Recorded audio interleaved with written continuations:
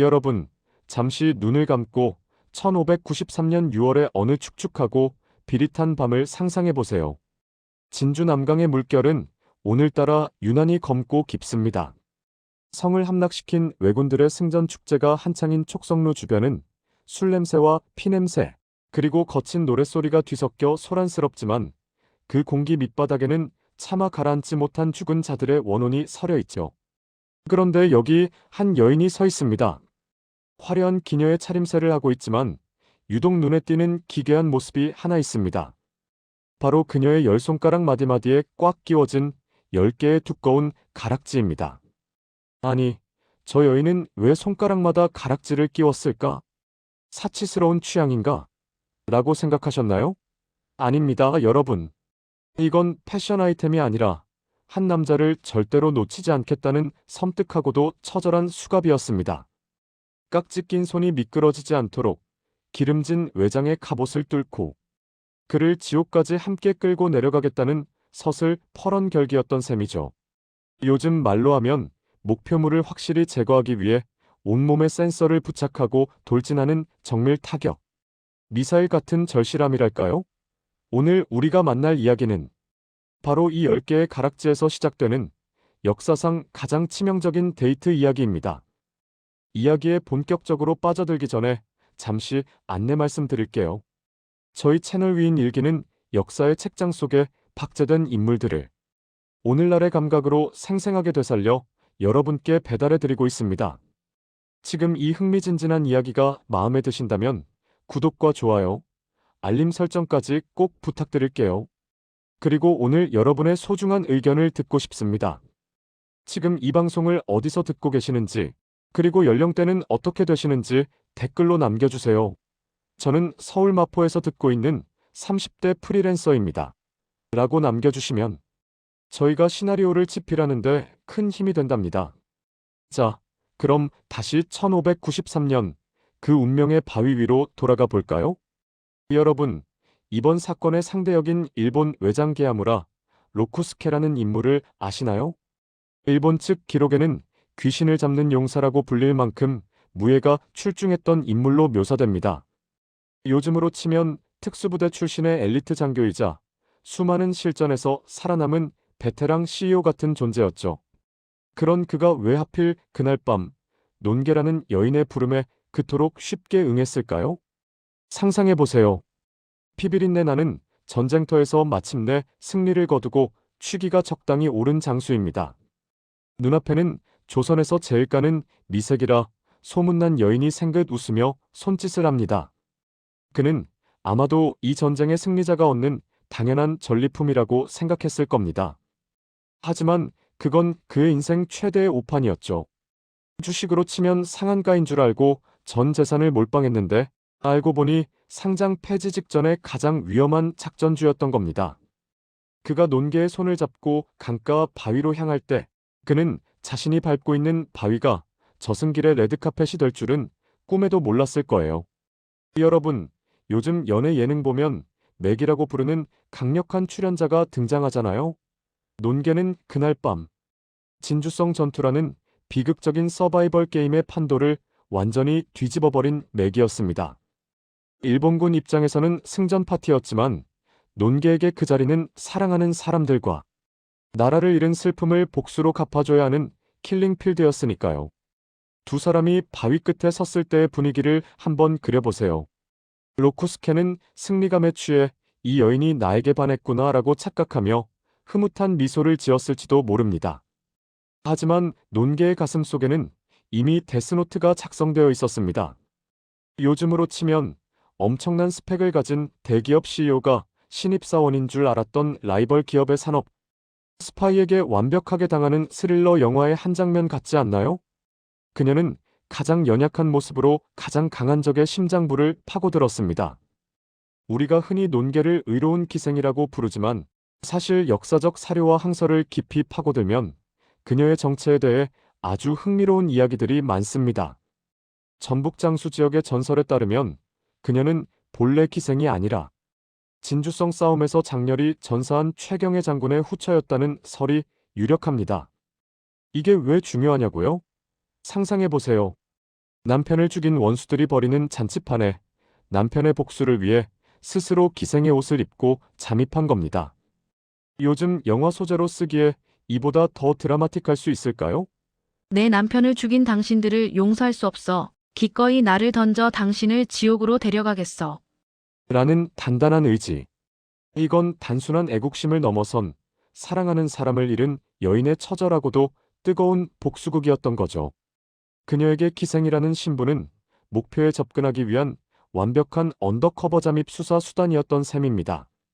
남강의 물소리가 거세게 몰아치는 의암 위에서 두 사람은 어떤 대화를 나눴을까요?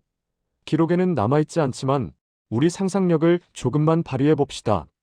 로쿠스케는 아마도 조선의 여인이여 너의 아름다움이 내 칼보다 날카롭구나라며 너스레를 떨었을지도 모릅니다. 논개는 그저 서늘한 미소로 답했겠죠. 그녀가 외장의 허리를 꽉 껴안았을 때 로쿠스케는 순간 당황했을 겁니다. 이게 아닌데? 왜 이렇게 세게 앉지? 라고 느끼는 찰나 논개의 열 손가락 가락지가 그의 등 뒤에서 자물쇠처럼 잠겼을 거예요. 여러분, 그 짧은 0.1초의 순간의 논개는 무슨 생각을 했을까요? 무서웠을까요? 아니면 마침내 남편 곁으로 갈 수 있다는 안도감이었을까요? 아마 그녀는 속으로 이렇게 외쳤을 겁니다. 당신이 짓밟은 이 땅의 눈물을 이 차가운 강물에 함께 씻어내자. 라고요. 여기서 우리는 두 사람의 가치관을 비교해 볼 필요가 있습니다. 일본의 사무라이 정신에서 죽음은 명예의 완성입니다. 로쿠스케는 전장에서 화려하게 죽는 것을 꿈꿨겠지만 술잔을 기울이다 여인의 손에 이끌려 강물에 빠져 죽는 것은 그에게 가장 수치스러운 퇴장이었을 겁니다. 반면 논개의 죽음은 승화입니다. 그녀는 신분제라는 거대한 벽에 부딪혀 이름조차 남기기 힘들었던 시대의 여인이었지만 그 죽음을 통해 역사의 진정한 주인공이 되었죠. 로쿠스케가 성공한 군인으로서의 커리어를 쌓기 위해 조선에 왔다면 논개는 사랑하는 이의 뜻을 잇기 위해 그 자리에 섰습니다. 요즘 가치관으로 보면 로쿠스케는 결과 중심적인 성과주의자였고 논개는 과정과 의미를 중시하는 가치 중심주의자였던 셈이죠. 진주성 전투는 당시 일본군에게 엄청난 손실을 안겨준 전쟁이었습니다. 1차 전투에서 대패한 일본은 2차 전투에서 오로지 복수를 위해 9만 명이라는 어마어마한 병력을 투입했죠.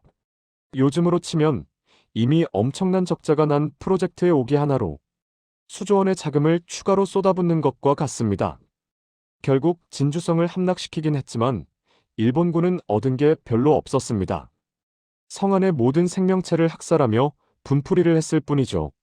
바로 그 지점에서 논개의 행동은 일본군의 승리라는 주식 가치를 바닥으로 떨어뜨린 결정적인 사건이었습니다. 너희가 성을 가질 수는 있어도 우리 조선의 정신은 가질 수 없다는 것을 가장 충격적인 방식으로 보여준 것이니까요.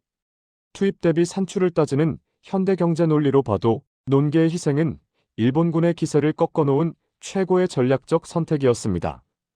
여러분, 이 장렬한 투신 이후 일본군 진영에는 어떤 일이 벌어졌을까요? 로쿠스케의 죽음은 일본 내에서도 엄청난 스캔들이었습니다. 무신이라 칭송받던 자가 이름 모를 조선 여인에게 끌려 죽었다는 소식은 군의 사기를 떨어뜨릴 게 뻔했죠. 그래서 일본 측 기록들을 보면 그의 죽음을 아주 모호하게 처리하거나 전장에서 싸우다 죽은 것으로 미화하려는 흔적들이 보입니다. 요즘 말로 하면 언론 플레이이자 리스크 관리였던 셈입니다. 하지만 진주의 백성들은 다 알고 있었습니다.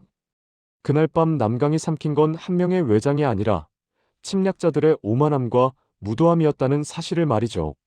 역사는 기록하는 자의 것이라고 하지만 진실은 강물처럼 흘러 결국 드러나게 마련입니다. 여러분, 논개가 몸을 던지기 직전 진주성이 어떤 상태였는지 아시나요? 1593년 6월 21일부터 29일까지 9일 동안 진주성은 그야말로 인간 지옥이었습니다. 9만 명이 넘는 왜군이 성을 겹겹이 에워쌌고 성 안의 조선군과 백성들은 화살이 떨어지고 돌덩이가 바닥날 때까지 처절하게 버텼습니다.